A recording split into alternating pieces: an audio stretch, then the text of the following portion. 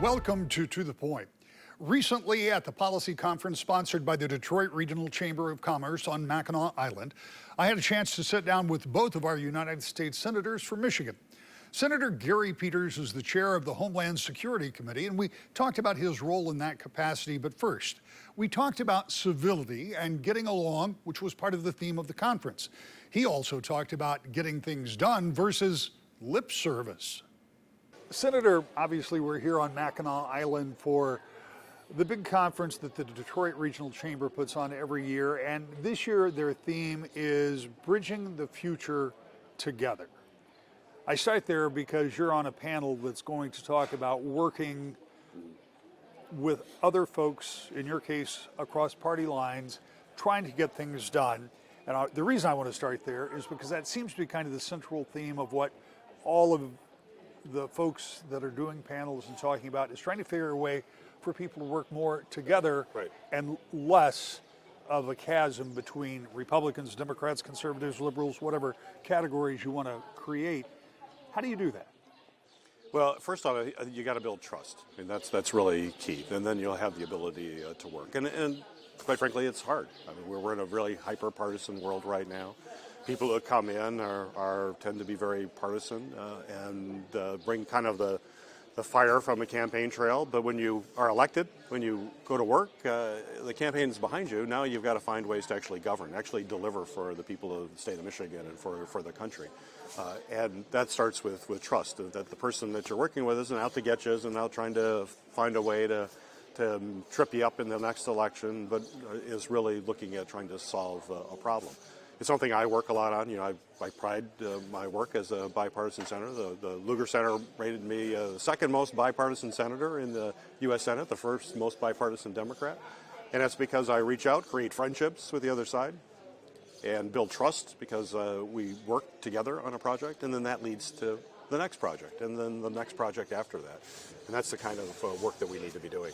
How do you spread that? How do you get your colleagues, and I say this with no disrespect, but perhaps as important as anything, your colleagues on the other end of the Capitol to embrace that same type of idea? Because, you know, you've got a Speaker of the House who at any moment may have his seat vacated just because of the disunity that's going on there. And so as you bridge the future together, that's got to change.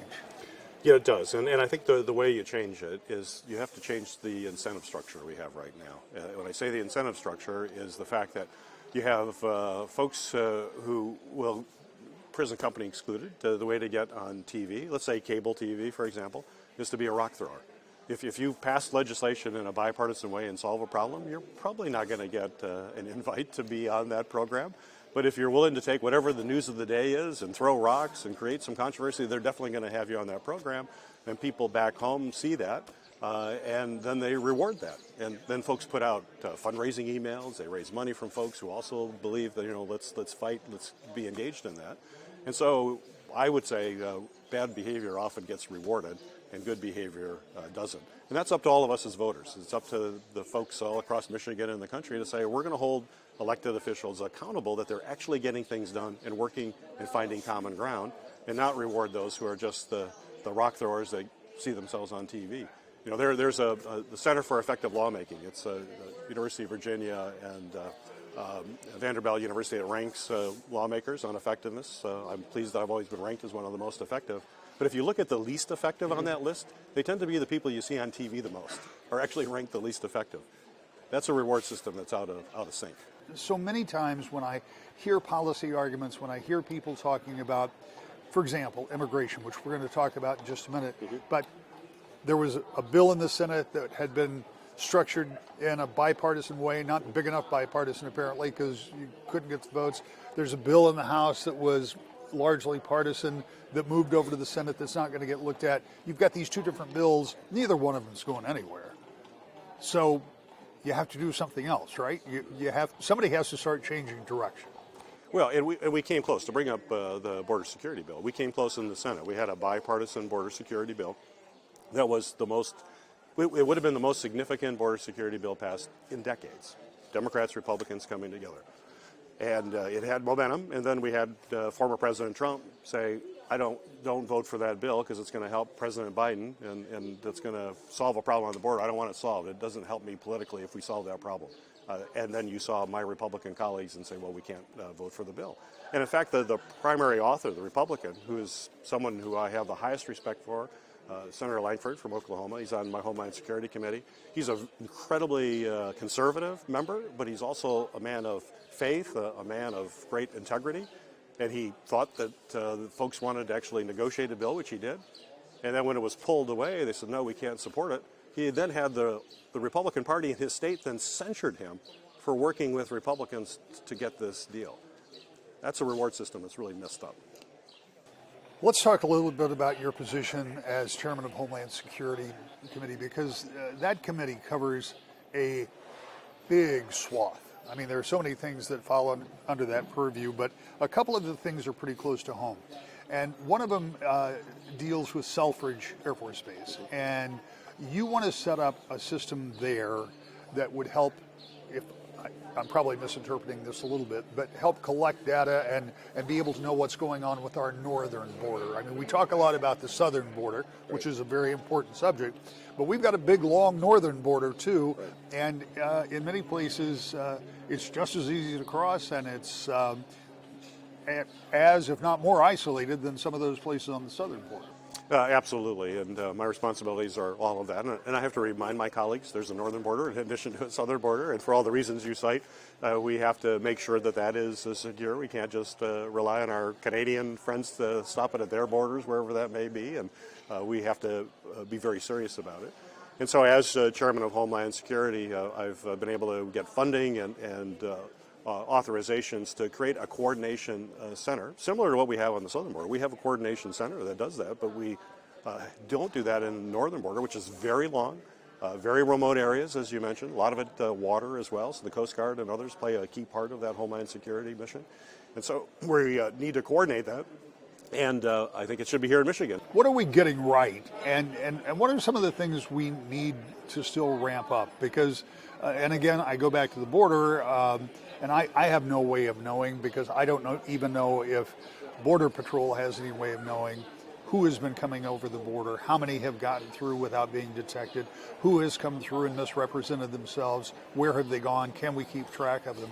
Given that there is some potential threat with what's happening there, what do we as a nation need to be doing to make sure, and there are so many people that I know that have been born and don't, well past 9/11, and it's not the vivid memory it is for those of us who lived it, but it still remains a danger, right?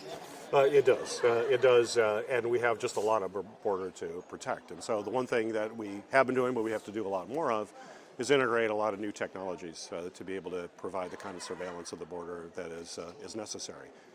And that means what we're seeing in the southern border, we'll see it here in the northern border, are unmanned drones, for example, flying in. So how do we detect those drones? In fact, counter UAS, unmanned aircraft, it's got to be a central focus of what the Department of Homeland Security is doing right now. Also to protect us not just at the border, but to make sure we can counter that threat within the United States. I have legislation to have broad authorities for local law enforcement to bring down these drones. The one entity that's actually one of the strongest supporters of my bill is the National Football League, because they are very concerned the security of football stadiums of an unmanned drone with potentially a hand grenade there, what that could mean. So we've got to have those protections. So you think of that vulnerability, but now think about that vulnerability along the entire length of the southern border as well. So we have to invest in those technologies, as well as at the actual entry points. The Homeland Security has one of the hardest jobs, because they have to do two things. Firstly, they have to keep us safe. That's the most important thing. They have to keep us safe, but they also have to have trade and commerce move as efficiently as possible. No one likes waiting in line at a border. Our manufacturers don't want their trucks sitting idle waiting to cross a border that taking our trade products. So how do you move everything efficiently for the economy to hum while keeping us safe? And the only way you're going to be able to do that is with a lot of technologies that can leverage our ability to do both of those roles. The senator also talked about his efforts to bring a new generation of fuel tankers to Selfridge, a mission that would likely remain at the facility for decades to come if he's successful in getting it located there. Up next, the state's senior senator, but only for a few more months.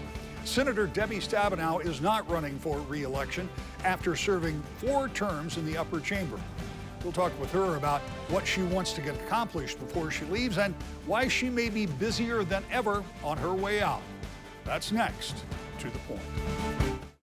Welcome back to the Point. In the 2000 election cycle, while the race for president between George W. Bush and Al Gore had to be finally resolved by the U.S. Supreme Court, the race for the United States Senate in Michigan between Spence Abraham, the incumbent Republican, and Debbie Stabenow, the Democratic Congresswoman challenging Abraham, wasn't decided until the early morning hours. But when the dust settled, Stabenow narrowly was the victor, and for nearly a quarter century has represented the state in the Senate. This year, she's retiring, but as she told me on Mackinac Island, she is not slowing down. Senator, this is not by a long shot the last time you and I will talk, but it may well be the last time you and I talk on this porch while you're a U.S. Senator. I think probably, yeah. As your term is coming to an end. But we bumped into each other yesterday. You were talking a little bit about what you're doing, and you're busier now than maybe you have been any time, because it's not just getting things done that need to be done. Right. But it's making sure some of those initiatives that you started are continued. Right, exactly. You know, the Soo Locks, I've been driving that for years and years and years, and people don't think about the Soo Locks. If they shut down and we can't get the barges down into the Great Lakes, we'll think about it, because it'll be millions of jobs and eventually a global economy that shuts down. So I've been working very hard to get a second lock in case the first one shuts down.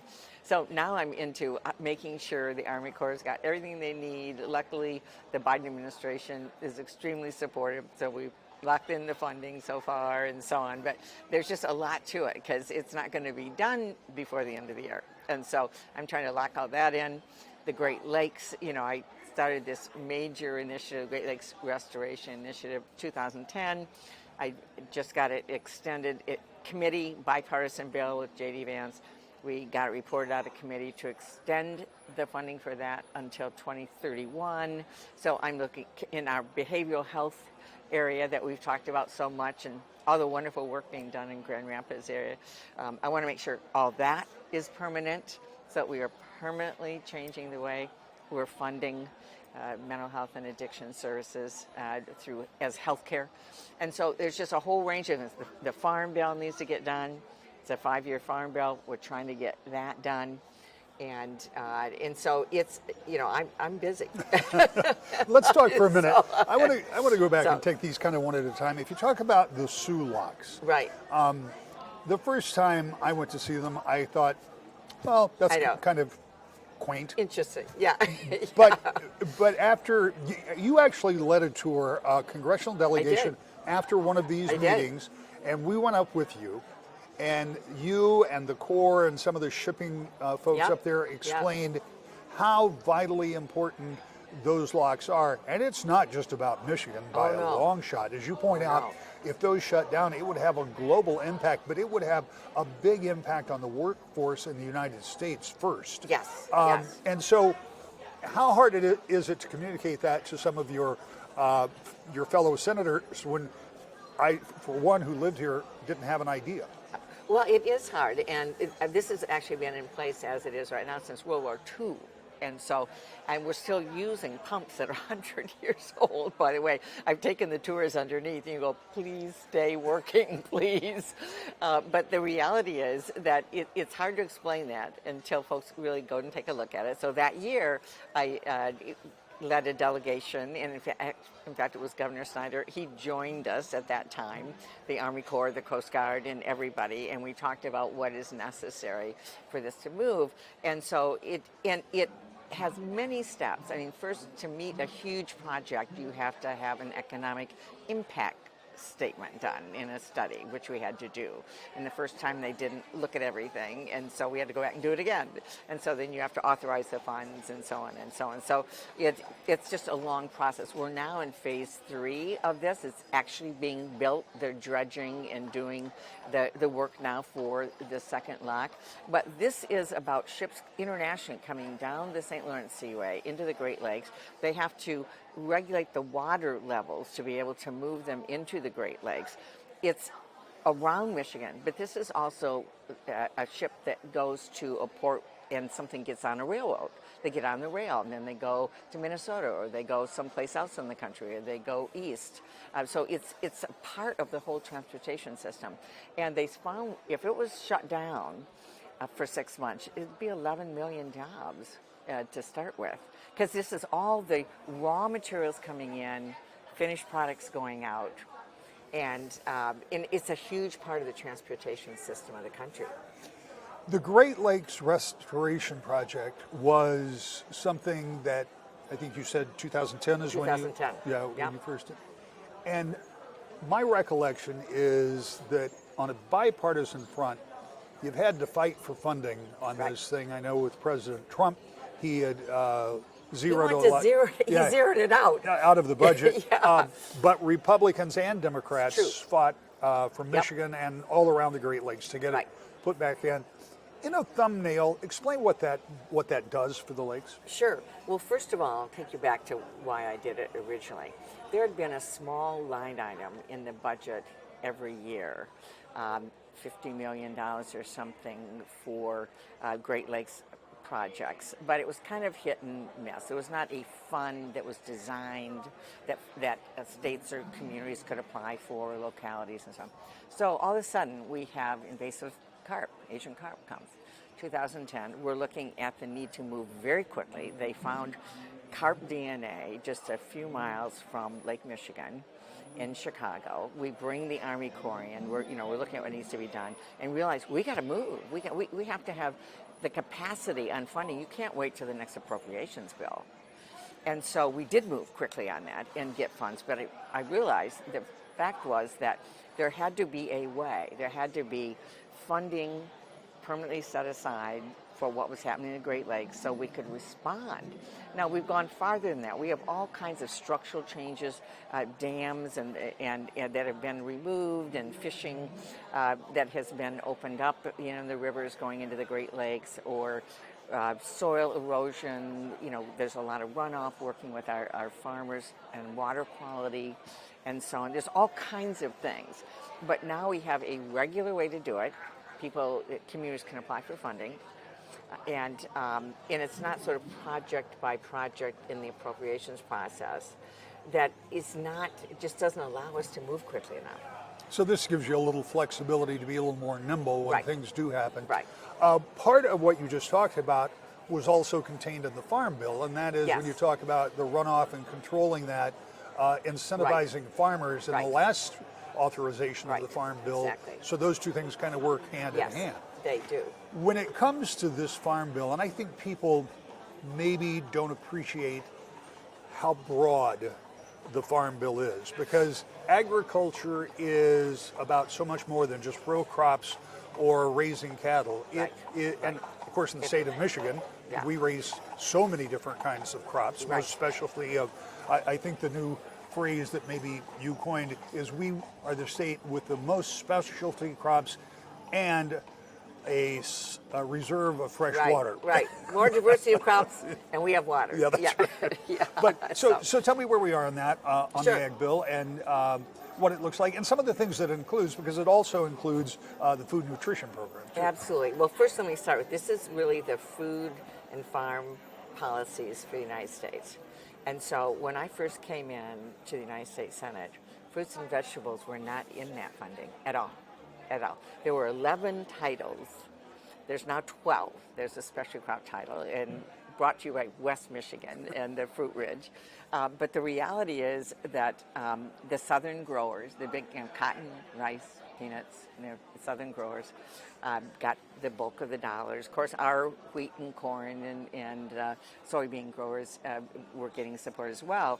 But basically, what I did is going to say, we need to support all kinds of agriculture. We need to also be supporting organics, which is something customers want and has really exploded.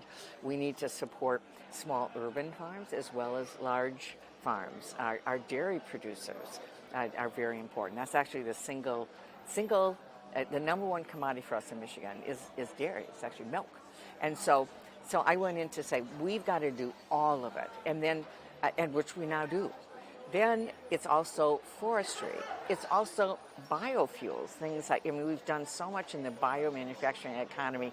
I put in an initiative in 2014 that's now flourished, and there are tons of millions of jobs connected to not just biofuels like ethanol, but biomanufacturing. Soy oil that's used, corn oil and byproducts. For when I introduced that initially, I took a seat from a Ford vehicle. Lear makes their seats with soy oil instead of petroleum. So it's soy. So I would take it around and go, there's soybeans in this seat. And so, so there's a whole economy there. It's rural development. The Farm Bill I just came up with and rolled out goes to quality of life in rural communities. We're not only expanding high-speed internet, which is critical, but in the rural development title, we are, for the first time, putting money into childcare, rural health, mental health. We want people to live and have a great quality of life in small towns. And so it affects really everything that relates to small towns, rural communities, and we've now expanded that to urban communities and farmers markets, and as well as our food assistance programs are, frankly, the bulk of the funding when you put it all together. Those are just three of the things that you're working on, exactly. And we're rapidly running out of time.